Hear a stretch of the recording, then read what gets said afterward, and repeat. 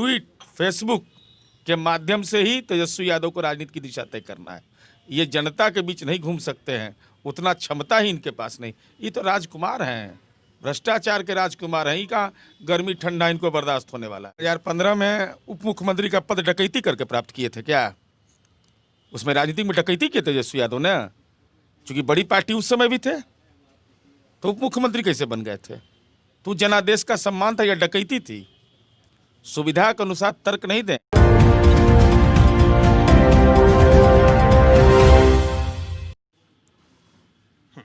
नमस्कार, मैं आशुतोष और इस वक्त हम पटना में हैं। और पटना में आप जान रहे बिहार में जो हाल में चुनाव हुआ है उसके बाद जैसी जो परिस्थिति है लगातार बदलती जा रही है और एक रस्सा कस्सी सरकार में भी देखा जा रहा है जो गठबंधन में, और बार बार जो विपक्ष की सबसे बड़ी पार्टी है राष्ट्रीय जनता दल, वो एक तरीके से लुभावन और एक तरीके से इशारे दे रही है जनता दल यूनाइटेड को, नीतीश कुमार को, कि कैसे वो वापस आ जाए इस तरफ। तो हमारे साथ इस वक्त आपको जदयू से एमएलसी और पूर्व मंत्री नीरज कुमार जी हैं। नीरज कुमार जी, बहुत बहुत स्वागत है आपका एक्सिस 24 पे। हम ये पूछना चाहेंगे, कहा जा रहा है कि मकर संक्रांति 14 तारीख तिलकुट चूड़ा खाने का दिवस है, दही चूड़ा, और माना जा रहा है उसके बाद बिहार की राजनीति में भी बड़ी खबरें चल रही हैं कि स्थिति पलट सकती है, सबसे बड़ी पार्टी और तीसरी नंबर की पार्टी एक साथ हो सकती है। देखिए, भविष्यवक्ता है तेजस्वी यादव, राष्ट्रीय जनता दल। और हम लोग को तो ऐसा कोई भविष्यवक्ता मिला नहीं जो 26 वर्ष में 26 संपत्ति जमा कर दे, करप्शन का चार्ज बता दे। इसके जानकार तो विशेषज्ञ उन्हीं के पास हैं। भाई, राष्ट्रीय जनता दल के साथ जाने का सवाल कहाँ पैदा होता है? जब जिन सवालों पर हमने महागठबंधन तोड़ा था वो कौन से सवालात थे? कि भाई आपने गलत तरीके से संपत्ति अर्जित की है, उसका विवरण दीजिए। तो क्या वो आरोप समाप्त हो गए? वो आरोप आज भी कायम हैं और वही उनके लीडर हैं। इसलिए राष्ट्रीय जनता दल के नेता माननीय तेजस्वी यादव जी पॉलिटिकल माइग्रेंट हैं। तो वो अपना प्रेजेंस शो करने के लिए पार्टी के नेताओं से बयान दिलवाते हैं। तब बड़ी पार्टी है तब बेचैन काहे के लिए हो गए? बिना हमारे हाड़ में हल्दी नहीं लगता है, इसका मतलब तो यही है ना। तो बेचैनी किस बात की है? अरे हम अपना काम करने के लिए जाने जाते हैं, हम संपत्ति अर्जन के लिए नहीं जाने जाते हैं। वो आपको मुबारक हो, और विपक्ष की राजनीति करना चाहिए। अभी कम उम्र है तो बेचैनी किस बात का हो रहा है?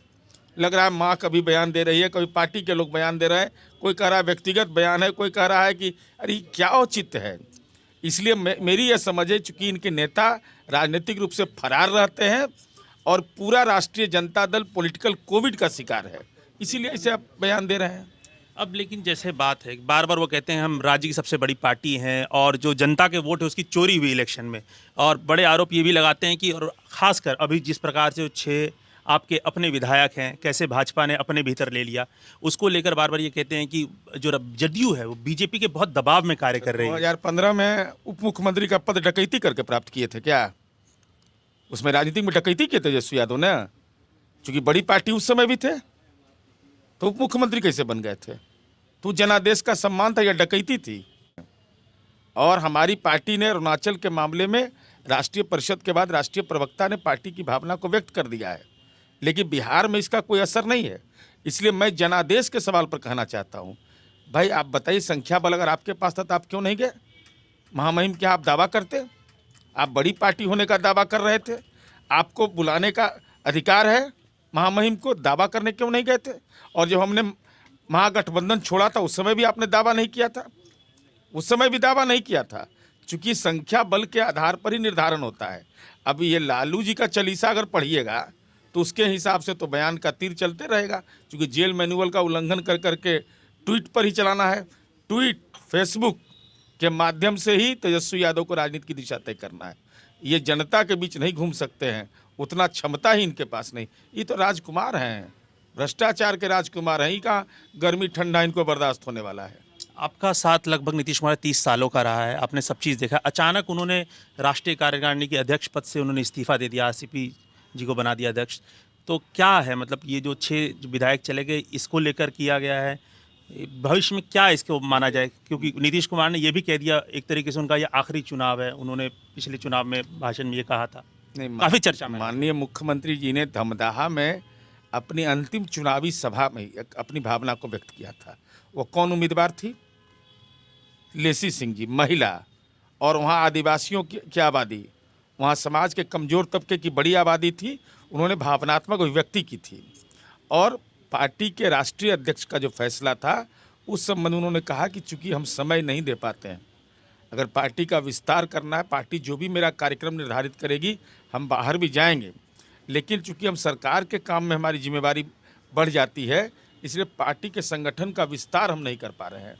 तो स्वाभाविक रूप से उन्होंने प्रस्ताव दिया और पूरी पार्टी की राष्ट्रीय परिषद ने सर्वसम्मति से उसको स्वीकार किया। और हमारे कौन राष्ट्रीय अध्यक्ष बने?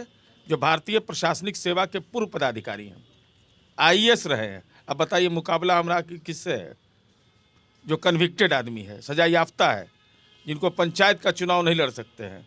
यही अंतर है जनता दल और राजद में, जिसको बिहार की जनता बखूबी समझती है।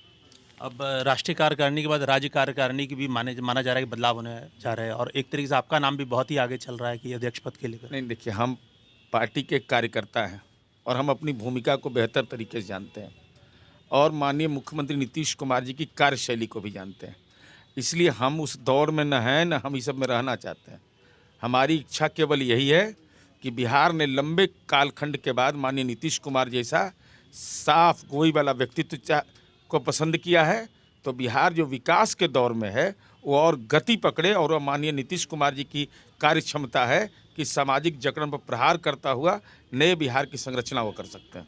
ठीक है, तो ये थे हमारे सीनियर जी जो साफ गोई से कह रहे हैं कि अभी जो लग रहा है गठबंधन टूटने वाली जो आसार जो बार बार राष्ट्रीय जनता दल की तरफ से बनाया जा रहा है, वो शायद होने वाला नहीं है और ये सरकार 5 साल चल सकती है। और